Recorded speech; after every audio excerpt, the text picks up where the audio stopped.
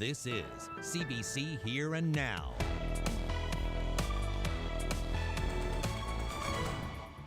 It's a big boost for Wabash, no doubt, but it's a boost for Labrador West, and it's a boost for the province.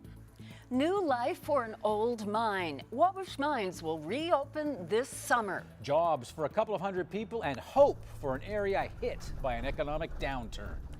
Good evening and welcome to Here and Now. I'm Debbie Cooper. And I'm Anthony Germain. Big news for Western Labrador, the reopening of a mine that was shuttered back in 2013. That's when Cliffs Natural Resources shut down Wabash Mines, putting 400 people out of work.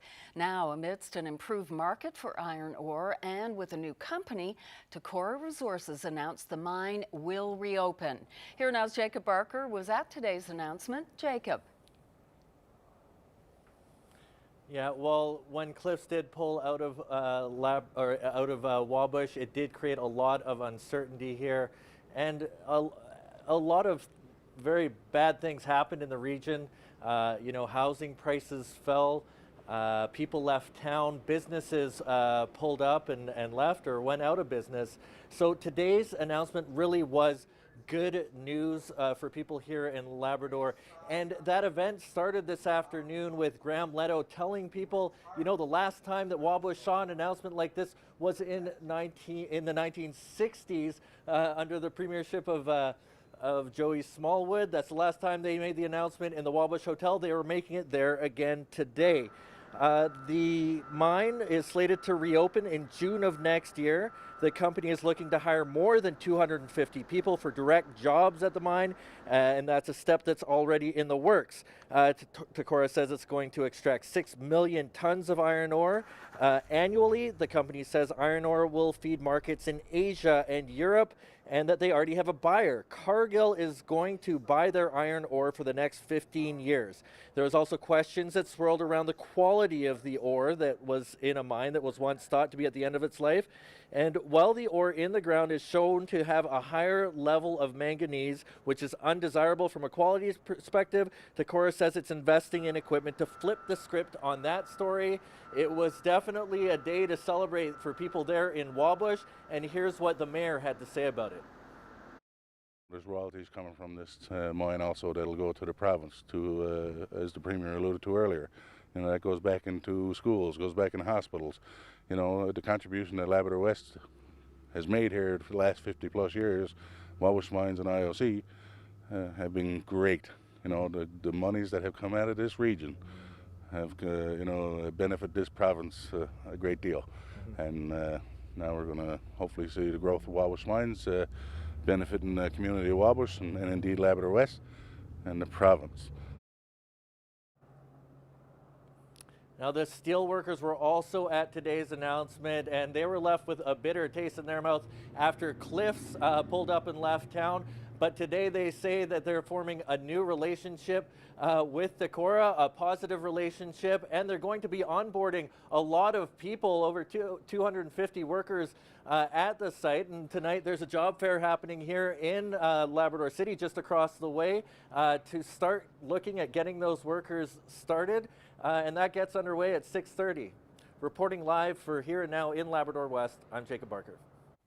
Now to the Muskrat Falls inquiry and fallout from yesterday's eye-opening testimony that cost estimates were lowballed, all in an effort to lock in a federal loan guarantee and ensure Emera's involvement. We learned about that lowballing from Senior Manager Gilbert Bennett, and he said it would have been former CEO Ed Martin's decision to make. Martin had been asked many times before and after sanction about the work that went into costing the mega project. I have to make a decision because we cannot do nothing. We cannot turn the lights off. So at some point I have to make a decision. What I'm saying here, concept selection-wise, the information we have, this is the best decision. The actual financing of this project came in significantly less costly than we expected at DG3. So there's a big component of cost that we know now is much lower than we thought it would be. So let's jump forward to today. The lawyer advocating for consumers in this province says evidence that Nalcor hid the true cost of the project from the government and the public shows that it was deeply flawed from the very start. Here Now's Mark Quinn joins us for that side of the story. Mark. Yes, well, Dennis Brown is not mincing any words today. He says that withholding information about the costs and risks of Muskrat Falls is unacceptable, and he says it proves that this project shouldn't have been sanctioned. It wasn't a project that could have stood on its own merits. Gilbert Bennett revealed yesterday that Nalcor chose to exclude about $500 million from the cost estimate it gave to the provincial government and the public. He says that was necessary to have Emera build the maritime link and to secure the federal loan guarantee that saved this province hundreds of millions of dollars. I'm acknowledging that's what was done, yeah. When you see these manipulations, obviously the project couldn't stand on its own 2 feet. They wouldn't need to manipulate anything if the project was a valid project and economical and in the best interest of the ratepayers of the province. Brown was asked if there might be consequences, if what happened might be criminal. I'm not going there. That's speculation and tweets, and I'm a lawyer. I'll be very careful. But Brown is adamant this project never would have been sanctioned if the Public Utilities Board hadn't been, in his words, kept on a leash. I'm 100% certain if there had been full and complete oversight, if that had to go to the PUB, we would not be here today. Now, Brown is adamant about that, but he also says that we're going to learn more in the weeks to come. And he says already, though, it's looking bad for some former government members and Nalcor. Live in the newsroom at CBC, I'm Mark Quinn for Here and Now. Plans to build one of the country's largest aquaculture farms in Placentia Bay are closer to becoming a reality. This after the province dismissed the latest appeal from the Atlantic Salmon Federation. The group was asking the fisheries minister to revisit a decision giving Grieg NL the okay to a proposed $250 million project. But criticism that Grieg's environmental impact statement is flawed have been rejected. If completed, the project would see 33,000 tons of salmon produced annually. It also includes a $75 million land-based hatchery and nursery in Marystown. There's an early Christmas party happening right now at Rawlins Cross for Stella's Circle's annual Light Up Hope event. A big crowd, hot chocolate, decorations, music, and of course, the famous Hope sign here at Rawlins Cross. We'll take you there live when they throw the switch, coming up on Here and Now.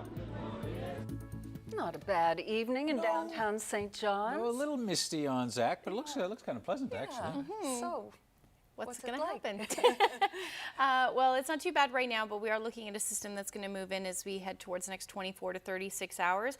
Not too bad for Labrador. Not going to see things really affecting you there. It looks like it should just be flurries for the most part for the next couple of days anyway. And then we've got heavy rain and winds expected starting on Wednesday, continuing through the day on Thursday and even into Friday. At some point we could see those heavy rain, or rather those winds, continue for the south coast. Now it does look like this system will be mainly snow for central and the interior. There's a lot of uncertainty as far as what type of precipitation is going to fall, but I'll have all the details coming up in a little bit. Thank you, Ashley. Now to a West Coast courtroom where, for the second time, a teenager was acquitted of sexual assault charges. It's the second of 3 trials the Stephenville High School student is facing. The young man has been accused of attacking 3 girls in 3 separate incidents. He was acquitted during a first sexual assault trial back in August. The teen's identity and the identity of his accusers is protected because of their ages. Sentencing for his 3rd trial is set for January. The Crown has withdrawn sexual charges in that case. The young man now faces 2 counts of sexual interference involving a youth under 16. His alleged victim was 13 at the time. Canada Post workers are heading back to work and they are not happy about it. After 6 weeks of rotating strikes, the Liberal government's legislation to force Canada Post employees back to work received royal assent last night. To protest this, over 150 union members occupied the Canada Post plant on Kenmount Road this morning. Workers had to be back on the job by 1:30 this afternoon or face hefty fines. Union leaders say the new legislation is a slap in the face to their negotiation efforts. We have no leverage. We have no ability. The legislation actually has fines attached to it. So if the big union went out, it's $100,000 a day. If the union leadership went out, it's $50,000 a day. We've got approximately 250 workers in here, and if they went out, it'd be $1,000 a day. So we have absolutely no leverage. They've stripped our rights to free collective bargaining, and they really stripped our rights of every member having a voice to say yay or nay to a collective agreement. It's just fundamentally wrong. A commemorative park on Parade Street in downtown St. John's is finally complete. A brand new board detailing the site's history, as well as a caribou monument were both unveiled today at Fort Townsend.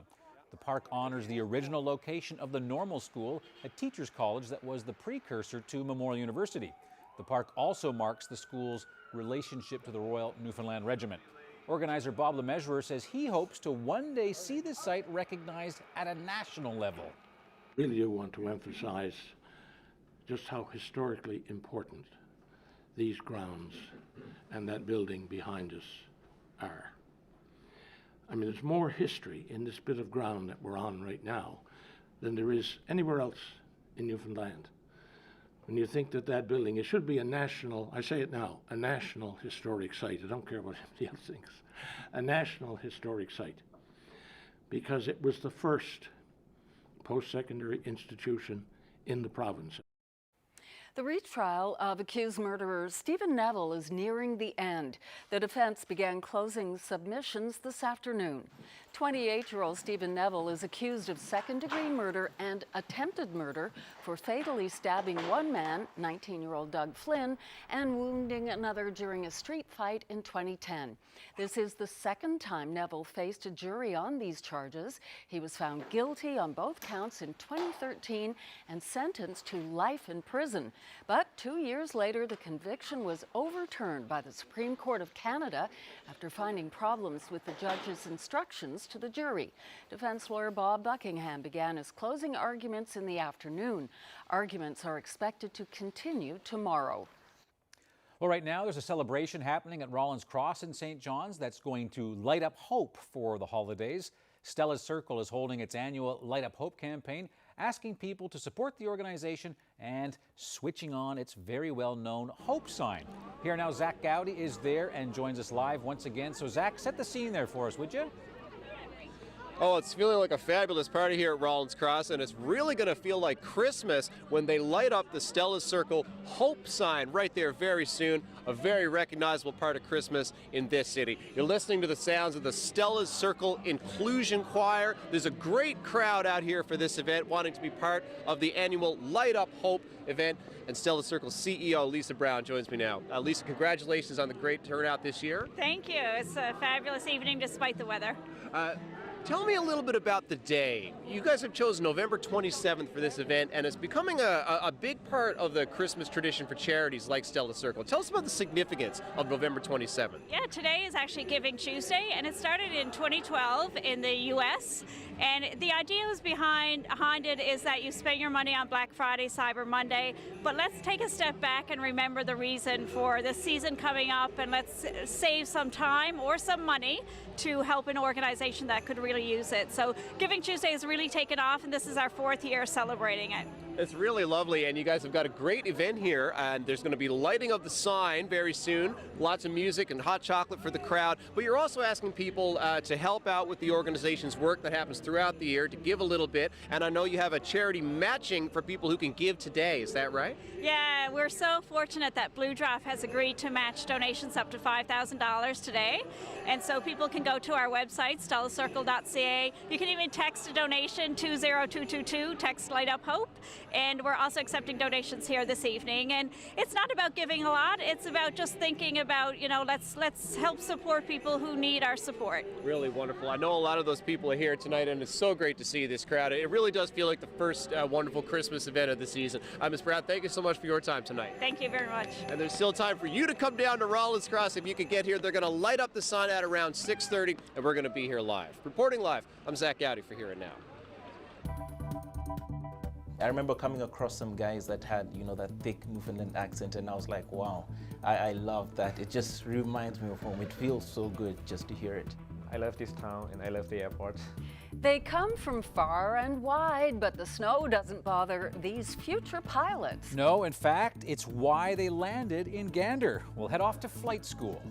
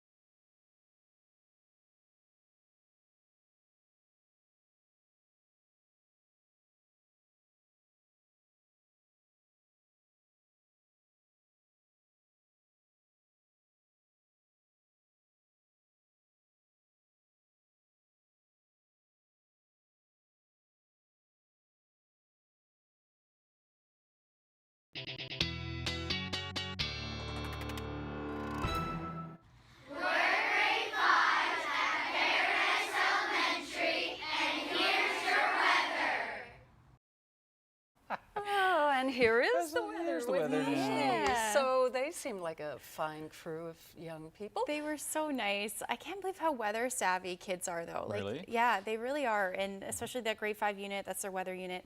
I was saying that's what solidified my love of weather. So Really? How long have you known you wanted to do this? since I was 5.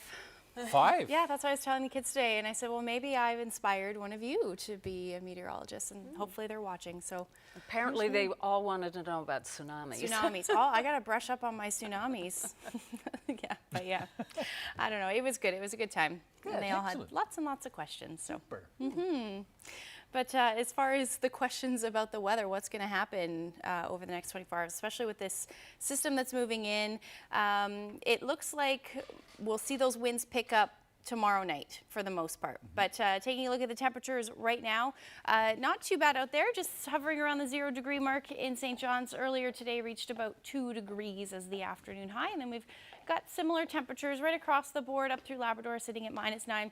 Now we did see a lot of some drizzle this afternoon in that northeast flow. We're starting to see that ease up a little bit, but that cloud cover starting to move in, and that's where that next weather maker is going to be into the overnight and towards Wednesday. So here's that system coming up. Those winds will really pick up for Port aux Basques and the Wreck House area. We could see gusts near 100 kilometers per hour by the time tomorrow morning rolls around. And then things should start as rain along the south coast. It's showing snow. That will be towards the interior, though. We could see about 5 centimeters of snow tonight along the south coast. That should be all rain tonight. We're going to see that towards the Burin Peninsula as well into the afternoon. And then you'll see most of that rain will start to move in late day Wednesday and continue through the day on Thursday. There's still a lot of uncertainty when it comes to how much precipitation is going to fall, whether it's going to fall as rain or snow, but we'll nail that down in a little bit. So here's a look at the forecast for tonight. We're still looking at that risk of fog patches for most of the northeast coast down through the Avalon.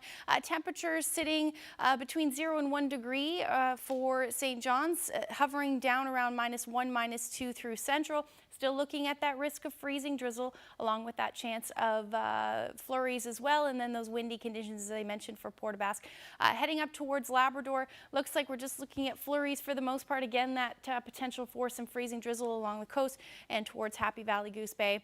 And then tomorrow, again, still looking at fog patches possible. Temperatures still sitting between 2 and 3 degrees, so not really moving much up through St. Anthony at 0 degrees through the afternoon.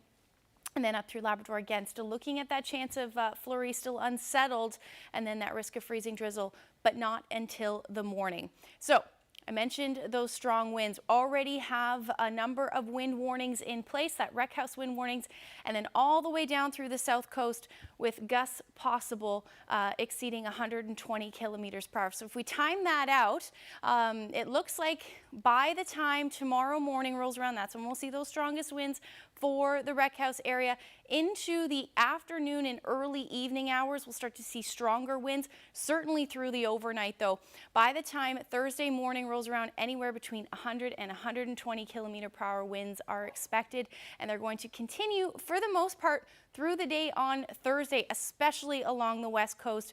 And then winds staying quite strong right through Friday, even into Saturday. We won't really start to see a relief from these winds until Sunday rolls around for the most part. So good bet we're going to see those strong winds. Again, the precipitation, not so much, but I'll have all those details in a little bit. Debbie? Thanks, Ashley. Well, it was the hub of international air travel, and now Gander flight training is keeping the tradition alive. Each year, student pilots from as far away as Thailand and Kenya flock to the flight school. For the weather, of course. Here now's Garrett Barry explains. A perfect landing at the London airport. This pilot's first transatlantic flight. Fuel pumps is off. Anti-ice off. The only thing that can make this moment better, a real engine to go with Gander's real weather. I woke up in the morning and I felt like it's 12 inches of snow in front of the door, and I cannot went outside. Going to do a local flight. His co-pilot says our weather helps more than it hurts. Once you get experience from here, you really won't have any kind of problems flying anywhere else. So they've come from thousands of kilometers, Rangsit University near Bangkok, Thailand, to train right here. It's pretty like rapid change, yeah, but I think it's in a good way. To be clear, it's not that the weather here is so good. No, it's that it's so bad. It makes you a better pilot. One simple thing is, for instance, crosswind landings. They don't even get to practice over there hardly at all, whereas here it's pretty well every day you're factoring it in. Some of these students are part of a formal university exchange, but others just chose Gander for their training. We've also had people from Colombia, from Africa, from all over the place. And they're adjusting to their life here. It's very cold here. I'm actually like a party person for sure. I was, but yeah, like when I came to Gander, like it changed me a little bit. I remember coming across some guys that had, that thick Newfoundland accent, and I was like, wow, I love that. It just reminds me of home. It feels so good just to hear it. Most will spend about 2 years in Gander getting their pilot's license, but staff say there's a small celebration every time someone lands for good. Garrett Berry, CBC News, Gander. So who knew that pilots love our weather as much as meteorologists? Crazy. I mean, you're coming from that part of the world to Thailand and Africa and enjoying all the snow. You always forget we complain so much, and for other people it's, wow, check this out. Great story. Some axe throwers from St. John's are heading to the World Championships in Chicago. I'm Jeremy, and I'll have that story coming up.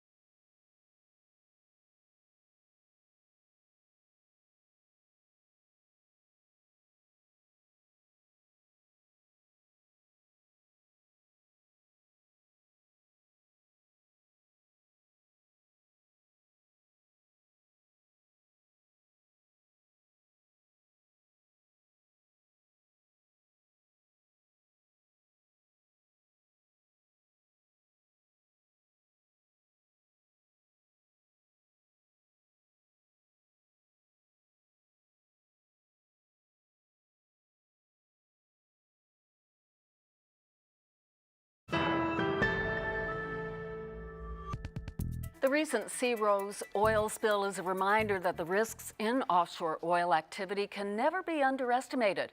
That is an opinion shared by Brad DeYoung, a professor of oceanography at Memorial University. DeYoung studies circulation in the North Atlantic and the impacts on ocean ecosystems.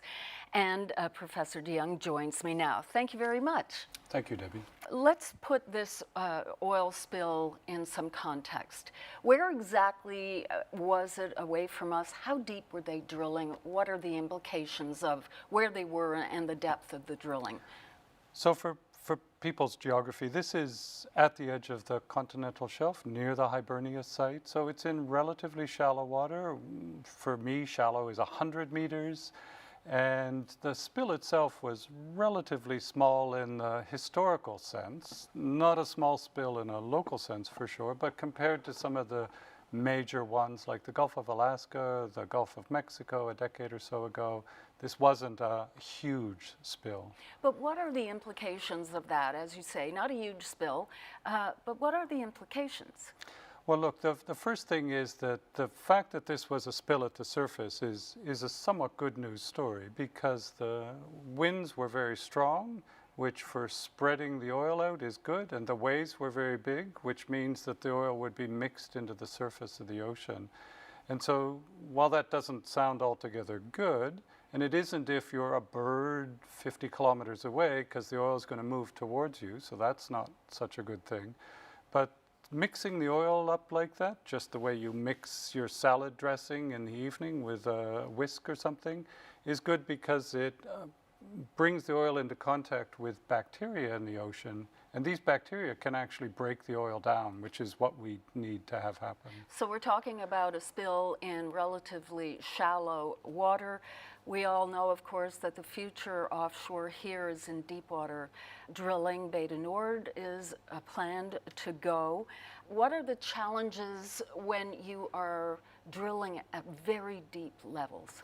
So some of the challenges will remain once a spill happens if it reaches the surface. So just back to the spill we've most recently experienced, in conditions that allow the oil to be moved around, it makes it very difficult or impossible to recover the oil. So you just have to let it dissipate. And so that would be the same in deep water. But the deep water challenge is that it happens at the bottom of the ocean, kilometers away from us. We can't really easily or at all track where the oil is, and it can move away from the source and then end up on the continental shelf, harming snow crab or shrimp, or up at the surface, far distant, particularly given where we're proposing to drill, than the source itself. So it could end up hundreds of miles away. The Gulf of Mexico situation, it took, I understand, close to 3 months for that well to be capped. Right. What about off our shore? How long would it take, do you think? Well, look, it depends on exactly how the spill takes place, and it could be less than that, but that was a spill that took place in the heartland of ocean drilling in a relatively calm, quiet, well-behaved environment, and yet it took 3 months. And here, as we've discovered, they're not required to have the blow-up preventer caps on standby, and so that would have to be shipped in, so you have to wait for that to happen. You have to hope for the weather to be good, and then you have to go out and do something really difficult 3 kilometers below the surface of the ocean. So the reporting that that it would take 30 days or longer shouldn't be a surprise. It would be surprising to me if you could do it that quickly. I would be really impressed, and I think we should expect and ask that, but it's not shocking that it would take a long time. Well, this incident with the sea rose and then thinking ahead to potential disasters, oversight management, what are your thoughts on that?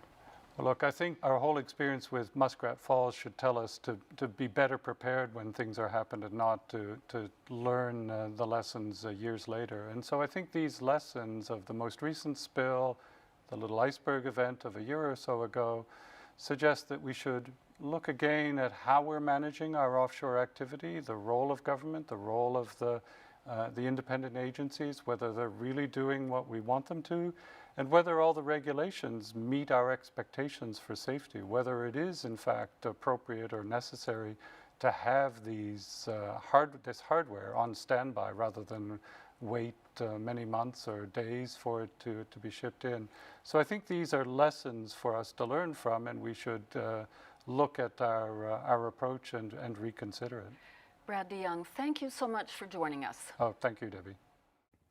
Well, it's time now to check back in on Stella's Circle in downtown St. John's, where the charity is about to light up its famous hope sign at Rollins Cross. Quite a crowd gathered there for the event, including our very own Zach Gowdy. So Zach, what's going on now? Well, Anthony, the crowd is warming up with some hot chocolate in the belly, having the sounds of the Stella Circle Inclusion Choir tonight providing the soundtrack for this event. And I'm here with choir member Ann Donovan. And we're here waiting to see the Hope sign, the famous Stella Circle Hope sign light up.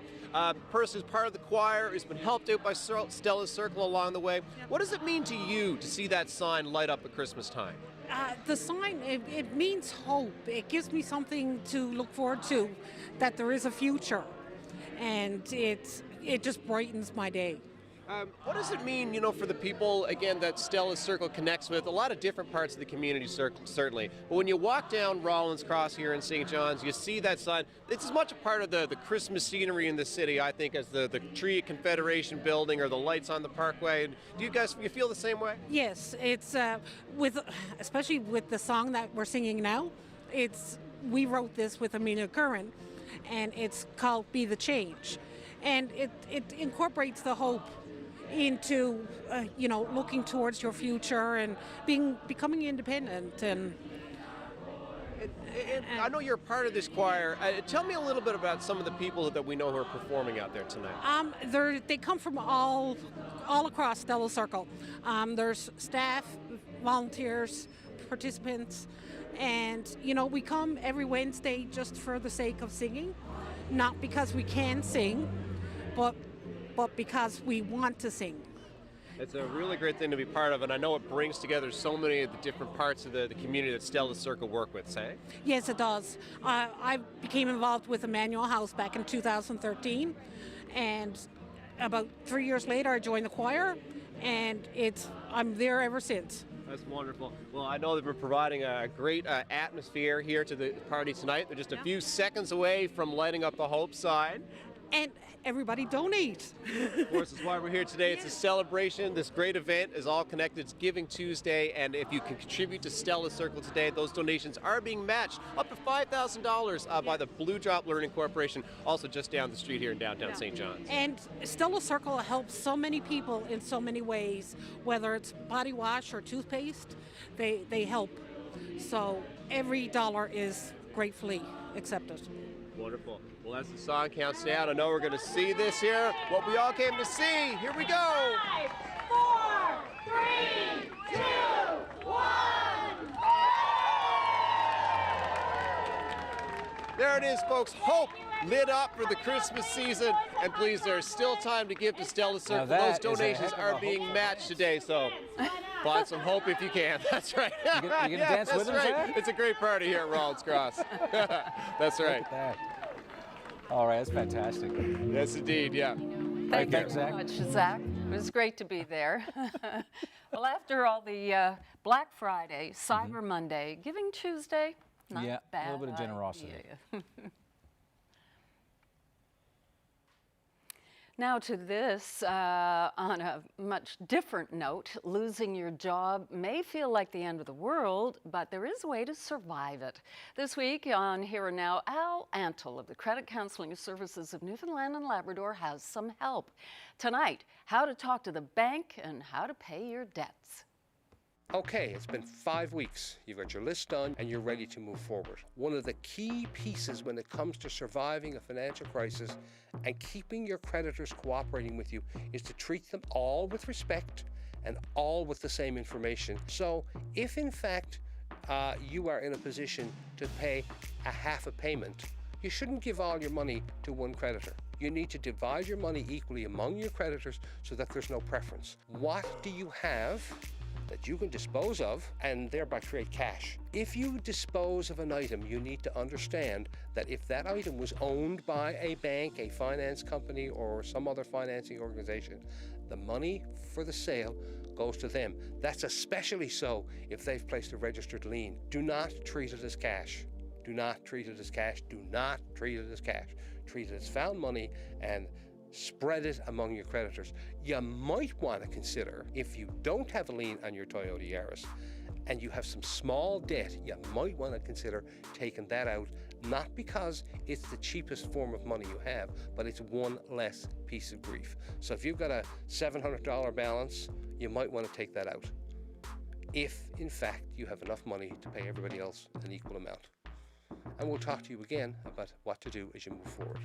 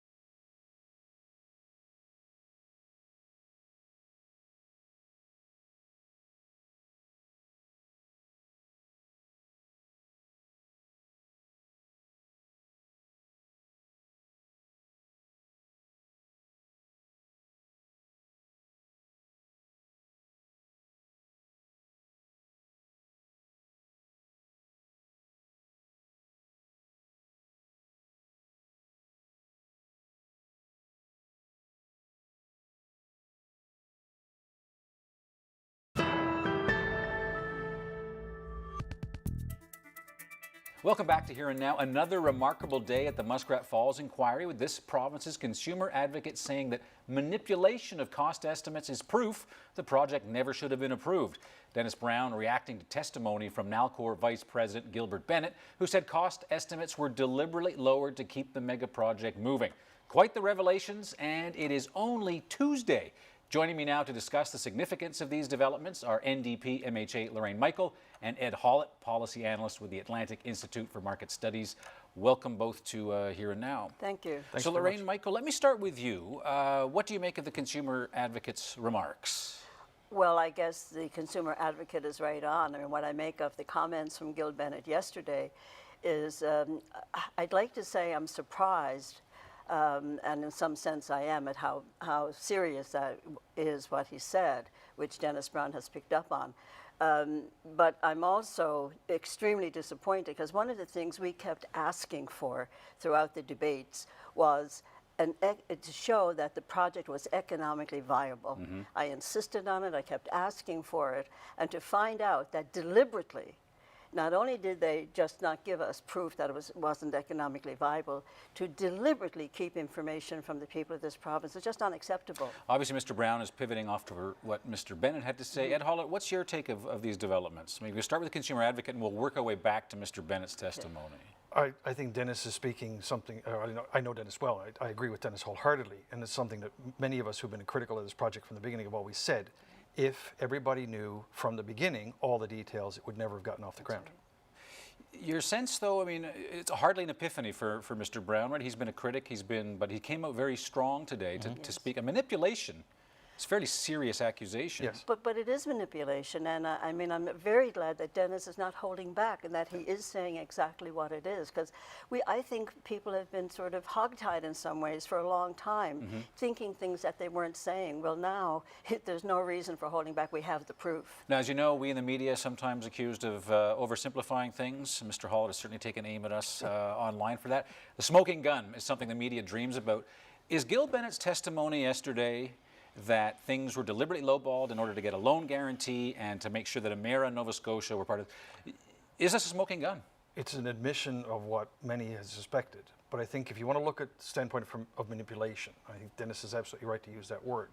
The one thing that fascinates me about the inquiry is why they haven't called forward the people at Nalcor who orchestrated the communications program, because along with the engineers and all of that stuff, there had to be, and there was, an organized program of what information to release to the public and what not to release to the public. And there was a unity between Nalcor and what the government was doing in a climate when the government was a past master at manipulating information to the public. So that is a whole area that hasn't been explored yet. And I think it's something that we need to see. Now, we know in terms of how this inquiry is set up, it does not have the power to refer things in a criminal nature. And I don't want to use the word conspiracy in a criminal sense, but at certain points, when senior executives say we were doing this deliberately, whether they gained from it financially or not, and they did not, there's no evidence to that effect, there does seem to be a plan at play. So how strong can we be in characterizing what was really going on? Well, we have to find out where is the pressure coming from to make them behave the way that they did. Was this not, you know, was this just the chief officers all by themselves, those who were in paid positions? Where was the board of directors? And where was the government? Where was the premier? You know, where was the pressure coming from for them to think that that was an all right way to behave? So you're referring to Ms. Dunderdale? Well, I'm going back further than Ms. Dunderdale, because some of this started way back when Mr. Williams was still the premier. So during both of those premiers, what was the pressure on the Nalcor executive, on the Nalcor officers, on Ed Martin to think that this was the way to go? Ed? I've described this project as the bastard child of ego and ambition. And I think that's it. You have to start counting in 2005, 2006. And the sorts of things you're talking about here are not external pressures, I think, but internal motivations for a lot of people. Right. A chance to work on this project of a lifetime. That's right. Ego, we can't dismiss in it. And I think there was a political climate in the province at the time that built up and heightened senses. There's a reason why the Tories, and particularly Mr. Williams, kept talking about Quebec, because it created that sense of justification, of vindication. Right. So I think there were a whole bunch of things, but ego and ambition are two of the biggest ones. My sense is we haven't heard the last from Mr. Williams, given what has happened this week. But as we go forward, we only have a few seconds left. What are you looking forward to when Kathy Dunderdale and Ed Martin actually testify? Well, are they going to be forthright the way Mr. Bennett was? Are they going to really give clear, honest answers to the commissioner? That's because Gil Bennett certainly seems to be pointing things up to Ed Martin, doesn't he? I think so, and I think when you get to Kathy Dunderdale, if she carries the pattern, for example, of Tom Marshall, you'll probably see more of what we've seen from Tom Marshall and Robert Thompson and other officials of government, which is the extent to which they didn't really pay close attention. They weren't looking at it as a hostile or adversarial situation where they had to double-check figures. Right. They trusted everybody. And remember, Kathy Dunderdale, besides calling people like Dennis Brown known critics, also pointed to all the wonderful, brilliant people at Nalcor who could never do wrong and who are always right about everything. Right. And I think we're going to see more of the confirmation of what we've already seen in this, which will probably leave people just as upset as they are now. Ed Hollett, Lorraine Michael, appreciate your insights. Thank you very much. Thank you very much.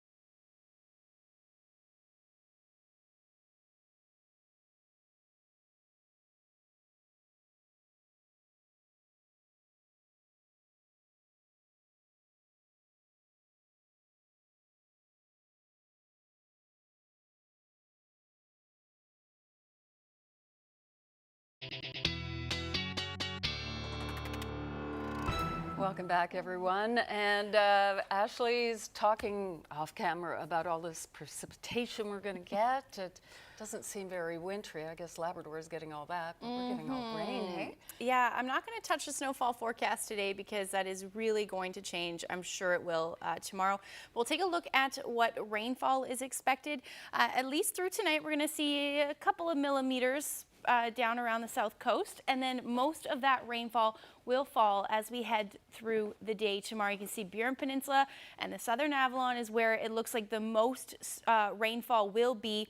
Looking somewhere between 40 to maybe as much as 50 millimeters of rain. And we can see that through St. John's as well. A good bet we could see 25 to 35 millimeters of rain. By the time Thursday morning rolls around, we might even see a little bit more. But there's also a chance, and the reason why I'm not touching that snowfall is because we could see tomorrow afternoon it change over to snow for a brief period for parts of the Avalon.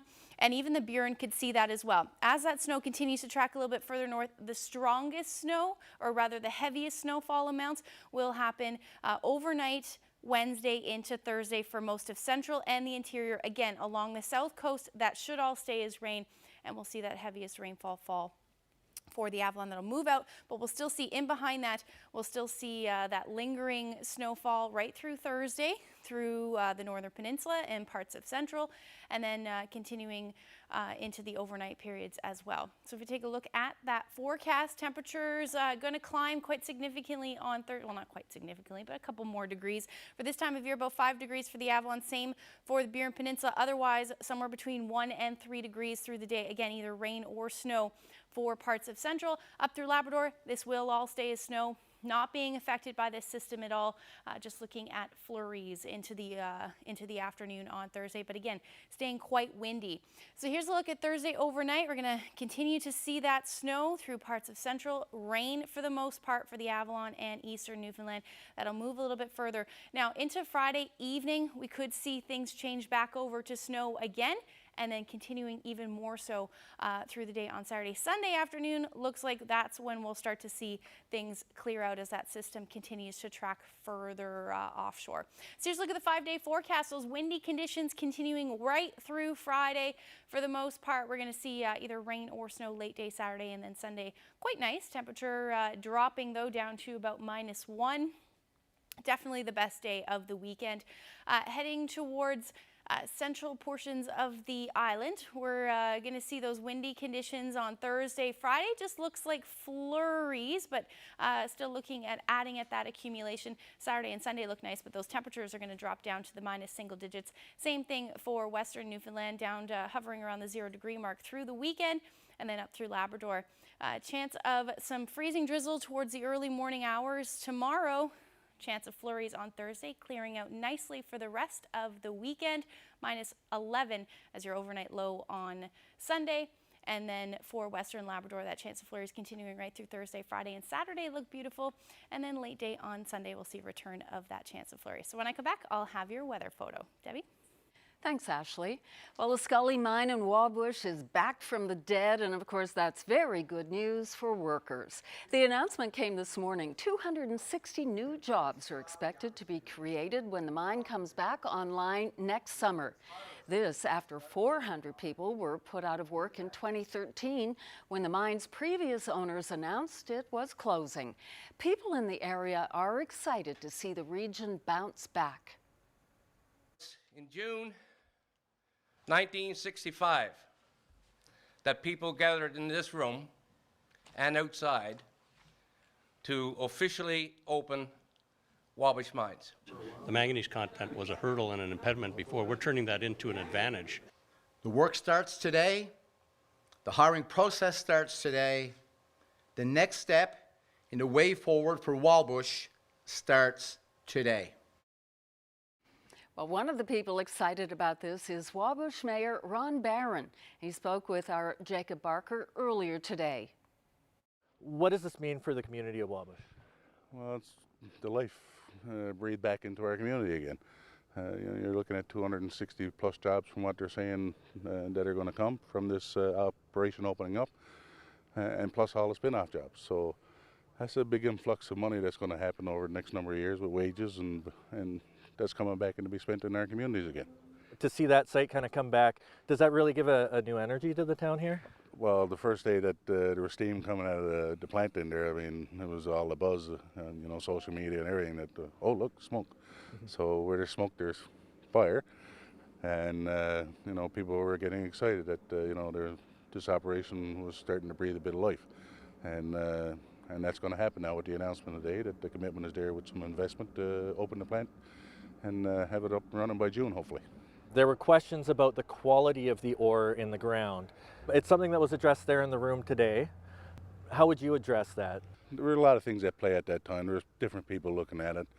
And, you know, one group was downplaying what the mine's life was because they wanted to take it over and turn it into a tailings pond. You know, it kind of hurt what was happening here. We knew as workers in there, because I worked in there myself, the potential that was in the ground and that was talked about even by the former owners, and the potential for the other resources that were going to be found. So we knew that there was still a long life in the mine, but it was too bad that other players were making it to the point that they was showing no life or resources there, because it kind of hurt getting us up off and running quicker. So thank God people stuck to their guns and went in and have proven the resources that are there, that we've been saying were there all along. And now let's get the show going and get people working.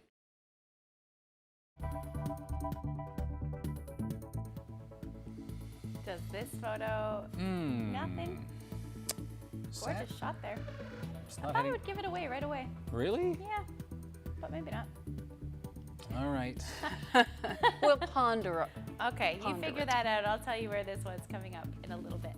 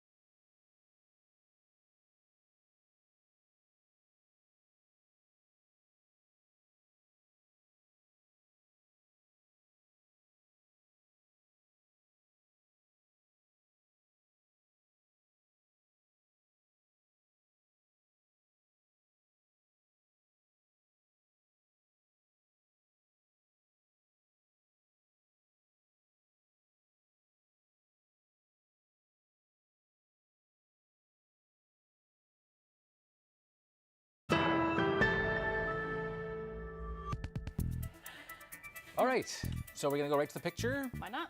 You couldn't get it. You get it through the break, though. We were looking at all the mountains, the hills, and everything, and it's too easy. Too easy. Long range mountains. This was actually taken in St. Paul's, looking north towards the Long Range Mountains. It's a gorgeous spot. It is a beautiful No shot. question. Yeah, Ashley Nicole sent us that photo there. If you have any weather photos you want to share with us, send them to nlphotos@cbc.ca. That's a beautiful one there. It is nice. Yeah, so you've got that on your to-do list, right, as you explore the province, your new home? 100%. Okay. Yeah, I want to go up there, go camping, get as much as I can done. There's a couple people that actually want to visit as well, so hopefully we can make that work. And maybe we can send you out there to do some stories while you're out there on your time not? off and bring home something. Yeah, working vacation. Yeah, exactly. Why not? Yep, no, it's a great spot, Yeah. and no doubt you'll get there. I definitely will. Anyway, that is our program tomorrow, Wednesday. Okay, middle of the week. Thanks for being with us, everyone. Have a great night. See you then. Good night. Good night.